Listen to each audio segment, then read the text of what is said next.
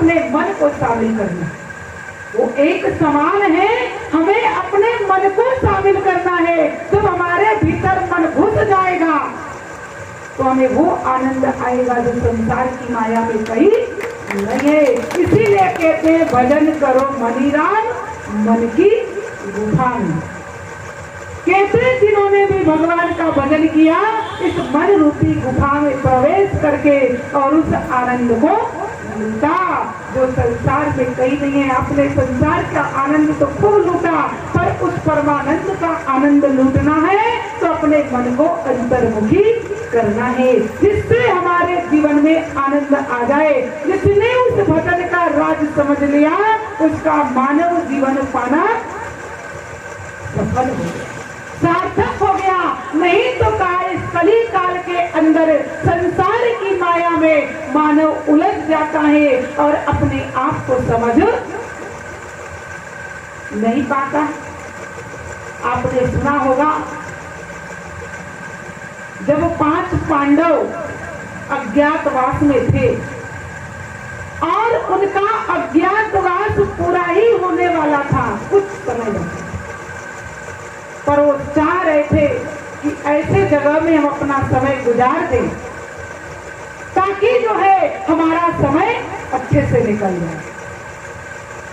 तो उस घड़ी के अंदर जब 5 पांडव चल रहे हैं तो शनि देव ने देखा ये 5 पांडव जा तो रहे पर इनकी परीक्षा ली जाए। तो शनि देव ने क्या किया,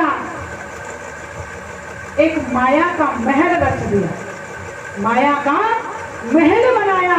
ऐसा महल बनाया कि बड़ा अद्भुत महल था। चलते चलते पांडव ने देखा यहाँ और ऐसी जगह में इतना सुंदर महल किसने बनाया।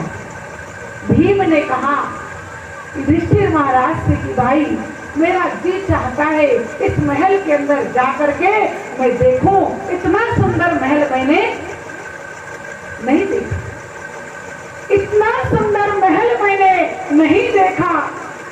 युधिष्ठिर महाराज से आदेश लिया और उस महल के अंदर गए और मेन दरवाजा पर शनिदेव बैठे। उन्होंने कहा भाई तुम कौन हो, कैसे आए। भीम ने कहा मैं इस राजमहल को देखने आया हूँ। बोले इस महल को देखने के लिए एक शर्त, यदि उस शर्त को पूरा नहीं करेंगे तो आपको बंदी बना लिया जाएगा हमेशा हमेशा के लिए। उन्होंने कहा मुझे मंजूर है पर महल देखना है, महल मुझे देखना है। उन्होंने कहा जाओ। एक कोने में गए, उस महल के 4 कोने थे। कोई भी आप घर बनाएंगे कोना तो 4 ही होते हैं।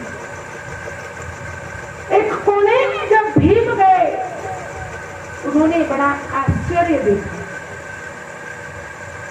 आश्चर्यचकित हो गए। उन्होंने क्या देखा, एक कोने में 3 कुआं थे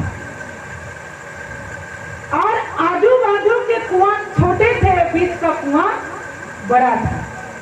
अब आजू बाजू के कुएं से पानी बह रहा था पर बीच का कुआं खाली का खाली था। बोले इसका मतलब क्या है भाई, 2 तो बह रहे हैं और एक खाली है, उसमें पानी जा ही नहीं रहा। बड़ा आश्चर्य है, सब कुछ समझ में आ रहा है पर यही बात समझ में नहीं आई। जब भीम लौट के आए तो शनि देव ने पूछा आपने क्या देखा और क्या समझा। बोले देखा तो बहुत कुछ, समझ में कुछ नहीं। तो बोले बंदी हो जा, बंदी हो। अब अर्जुन ने कहा भाई मैं भी जाना चाहता हूँ। अर्जुन भी गए, उनसे भी वही प्रश्न किया। बोले ठीक है मंजूर है पर महल देखना है। दूसरे कोने में अर्जुन गया, उसने क्या देखा, एक तरफ मक्का है और एक तरफ बाजरा है। आप जानते हैं बाजरा छोटा दाना होता है और मक्का बड़ा दाना है। अब उन्होंने क्या देखा, मक्का जो है बाजरे में और बाजरा मक्के में। उस आश्चर्य को समझ नहीं सके। जब भी देख रहे हैं मक्का बाजरे में और बाजरा मक्का में, खेत में लगा है बोले बड़ा आश्चर्य है, कुछ समझ में नहीं आया। वो भी आए, वो भी बंदी हो गए। नकुल आए, सहदेव आए, उन्होंने भी आश्चर्य घटना देखा। उन्होंने क्या देखा? एक सिक्के के ऊपर एक बड़ा पहाड़ जो है टिका हुआ। बोले इसका मतलब क्या? वो डगमगा रहा है, पत्थर डगमगा रहा है, पर सिक्के के ऊपर टंगा हुआ। तो बोले इसका राज क्या है, रहस्य क्या है? शनिदेव ने पूछा क्या समझ में आया? बोले कुछ समझ में नहीं आया, वो भी बंदी हो गए। सहदेव भी आया, वो भी गया एक कोने में, उसने भी क्या देखा? आश्चर्य घटना देखी। बहुत सारी गाय देखी थी, एक से एक गाय देखी, पर गाय ने बछिया को जन्म दिया और बछिया का दूध गाय पी रही है। ये भी बड़ा आश्चर्य। तो उनकी समझ में एक भी बात नहीं आई। शनिदेव ने पूछा कुछ समझ में आया? ये कुछ नहीं आया। बोले आप भी बंदी हो गए, चारों के चारों बंदी हो गए। तब युधिष्ठिर महाराज के मन में प्रश्न आता है, मेरे 4 भाई गए, वापस लौट के नहीं आए, एक जादुई महल तो नहीं है, कैसा महल है? द्रौपदी के साथ युधिष्ठिर महाराज गए, उनके सामने शनिदेव ने प्रश्न किया। उन्होंने कहा मैं भी महल को देखना चाहता हूं। पर बोले आपके 4 भाई आए, चारों बंदी हो गए, आप देखना चाहते हैं? तो युधिष्ठिर महाराज समझ गए कोई ना कोई बात है, कोई ना कोई शक्ति है, यहाँ पर कोई ना कोई शक्ति है। तो उस समय के अंदर उन्होंने कहा सबसे पहले मेरे प्रश्न का उत्तर दे दो। उनका प्रश्न यही था। शनिदेव ने पूछा आपके 4 भाई आए, बंदी बन गए, पर जो आश्चर्य घटना देखा था पांडवों ने, उनके पास जाकर के पूछा। शनिदेव ने कहा आपके भाई ने उत्तर नहीं दिया, पर युधिष्ठिर महाराज ने सरल शब्दों में उत्तर दिया। पहले क्या देखा था? 3 कुआं, आजू बाजू वाले चल रहे हैं, बह रहे हैं, पर बीच का खाली पड़ा है। तो युधिष्ठिर महाराज ने कहा ये कलयुग का प्रतीक है। कली काल में 3 भाई होंगे, 2 भाई धनवान होंगे और बड़ा भाई जो होगा वो गरीब होगा और उसका कोई मदद करने वाला नहीं होगा। आजू बाजू में बहते रहेंगे पर उसको कोई देखने वाला नहीं, अपने पराये होंगे और पराये अपने हो जाएंगे। युधिष्ठिर महाराज ने कहा ये कली काल में होने वाला है, इसमें संदेह नहीं।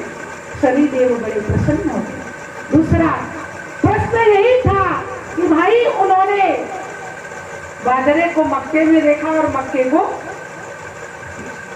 बाजरे में देखा, तो क्या कहते हैं ये भी कली काल का ही प्रतीक है। कलयुग के अंदर कोई अपना होने वाला नहीं होगा। कौन कहाँ जाएगा, कौन कहाँ जाएगा, किसको पता नहीं होगा। मानव धर्म से विमुक्त हो जाएगा। और उन्होंने कहा कि भाई एक कलयुग का प्रतीक है, और कहा जो सिक्के के ऊपर पर्वत है पर वो डगमगा रहा है। तो उन्होंने कहा कली काल के अंदर जो धर्म होगा, जो नाम होगा प्रभु का, उसी के सहारे धर्म टिका है। सिक्का वही, सिक्के के ऊपर पत्थर टिका हुआ है, डगमगा रहा है पर गिर नहीं रहा है। कहते हैं प्रभु का जो नाम है वही संभाल के रखेगा, बाकी कोई संभालने वाला कली काल में नहीं होगा। और जो धर्म का पल्ला पकड़ करके रहेगा, धर्म इसी धारण करने वाली सत्ता, वही पार उतरेगा, कोई पार उतारने वाला नहीं है इस घोर कलिकाल के अंदर। और जो बताया गाय ने बछिया को जन्म दिया और बछिया का दूध गाय पी रही, तो युधिष्ठिर महाराज ने कहा ये भी कली काल का ही प्रतीक है। कली काल में माँ बाप के 4 बेटे होंगे पर उनका गुजारा बेटी के घर में होगा। माँ बाप को बेटी पाल लेगी पर 4 बेटे मिलकर के एक माँ बाप को रोटी नहीं देंगे, उनको पाल नहीं पाएंगे। एक कली काल का प्रभाव है और शीघ्र ही एक कलयुग आने वाला है और शीघ्र ही ये घटना और घट रही, आप सब जानते हैं, मुझे कहने की जरूरत नहीं है। आप देख रहे हैं अपने आंखों से। तो आत्मज्ञानी संत जो होते हैं वो कहते हैं प्राणी, धर्म की जो सत्ता है, प्रभु के नाम की जो सत्ता है, उसको पकड़ करके रखोगे। भाई इस माया की आंधी में डगमगा रहा है, डगमगाएगा जरूर, पर जो नाम का सहारा लेके रहेगा वो गिरेगा नहीं, डगमगा करके भी गिरने वाला नहीं है। हम आप बड़े सौभाग्यशाली हैं तो हम आपको साधु की संगति और सत्संग की प्राप्ति हो रही है। तो हम आप अपने जीवन के अंदर, क्योंकि कहते हैं ऐसी चली हवा जगत में, समय निकम्मा आया है, धर्म से विमुख हुआ है प्राणी, 24 अधर्म छाया है, सतगुरु हंस भवकार उतारो, देखत दिल घबराया है। भक्त कहता है प्रभु इस कलिकाल में कोई बचाने वाला नहीं है। देख देख के दुनिया की दशा दिल घबराता है, पर क्या कहा कि आज मानव धर्म से विमुख हो गया, अधर्म और अत्याचार पे तुला हुआ है, तो कौन बचाएगा? कोई बचाएगा? कोई नहीं बचाएगा। जो भगवान का सहारा लेगा वही बच पाएगा, बाकी कोई बचने वाला नहीं है। आइए ऐसे शुभ घड़ी और सुंदर अवसर को पाया है, इस जीवन में प्रभु की भक्ति भजन की कमाई करे। जो हमारा कमाई की हुई दुनिया की कमाई यही छूट जाएगी और भजन की कमाई साथ रहेगा, साथ चलेगा, बिन खर्चा हरिनाम मिलेगा। कहते हैं वो साथ रहता है, साथ चलता है, कभी वो पीछे आगे नहीं रहता। अब ऐसा नहीं कि आप यहाँ बैठे हैं और उसको घर में रखिए, ऐसा नहीं, आपके साथ में है और साथ चलता है। आइए उस शक्ति को जाने जो शक्ति कहते हैं अजर है, अमर है, अविनाशी है। ऐसे सत्ता को जानकर हम अपने मानव जीवन को धन्य बनाएं, अपनी आत्मा का कल्याण करें। तो मैं भी अधिक विचारों को न रखते हुए विचारों को इन पर विराम दूंगी। हम आपके समक्ष परम पूजनीय भाई जी विराजमान है, लज्जित होकर के विचारों को श्रवण करेंगे, आत्मसात करेंगे और अपने जीवन में उतार करके मानव जीवन का कल्याण करेंगे। प्रेम से बोले श्री सद्गुरुदेव।